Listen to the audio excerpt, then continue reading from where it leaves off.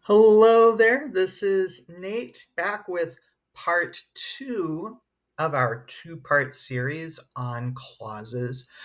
Looking at independent and dependent clauses. So, a quick recap of the first video in the series. We looked at how writing is composed of elements starting with just the word and building all the way up to an entire work, a paper, a book, a script, whatever. And we zeroed in on clauses, which can sometimes be neglected in our English education.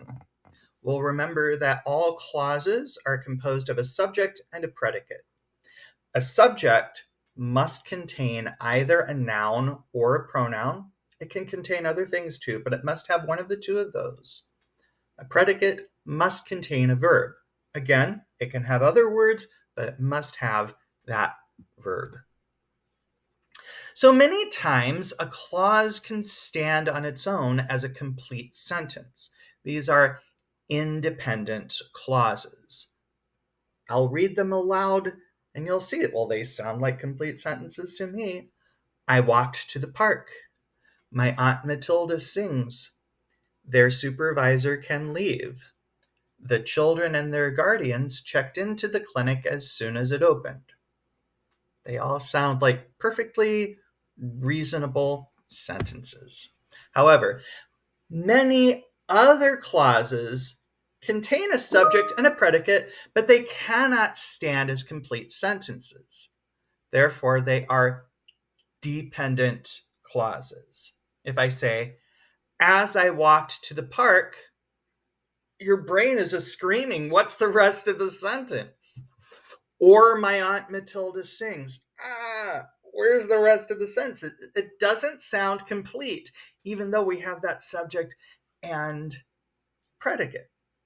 Now, I will say that sometimes we will let these dependent clauses stand on their own in more informal speech and writing, like maybe a text.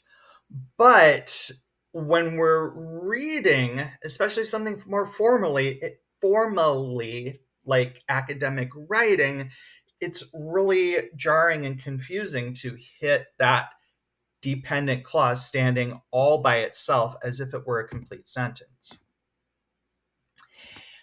If you have written a dependent clause as if it were a complete sentence, this is one type of sentence fragment. Again, we use them in casual writing, but for the setting of academic writing and per the standards of APA, the dependent clause cannot stand as a sentence unto itself.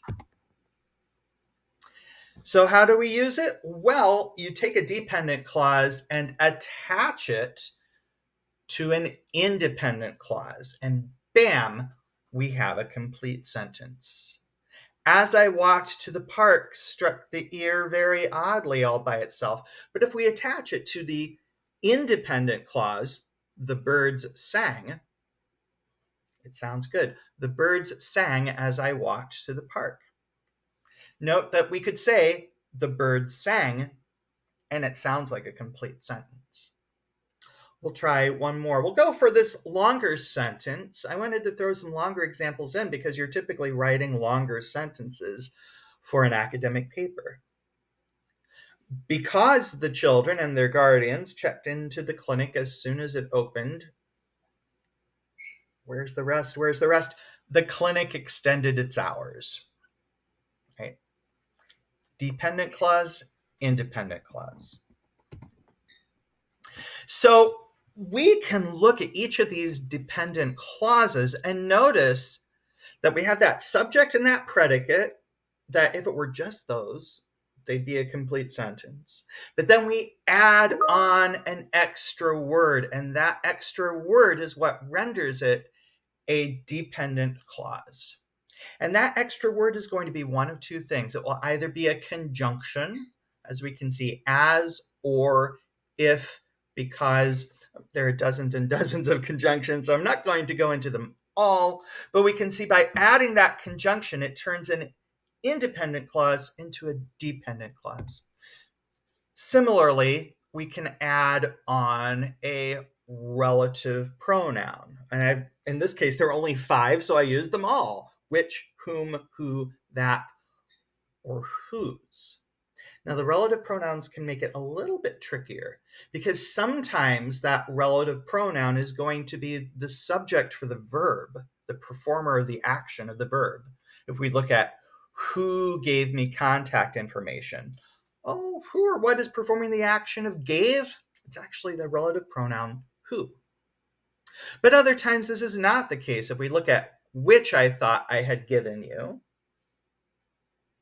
which is just kind of tacking on to turn that I thought I had given you, which sounds a little odd by itself, but it makes it unequivocally a dependent clause.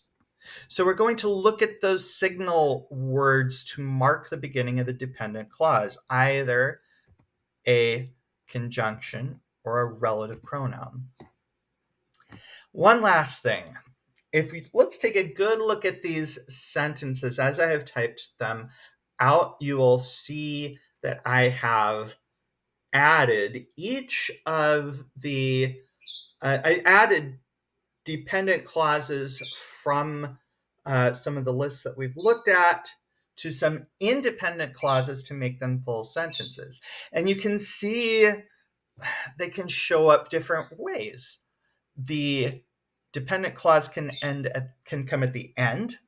The birds sang as I walked to the park. It can come at the beginning of the sentence. Because the children and their guardians checked in as soon as it opened, the clinic extended its hours. And a dependent clause can even break up an independent clause.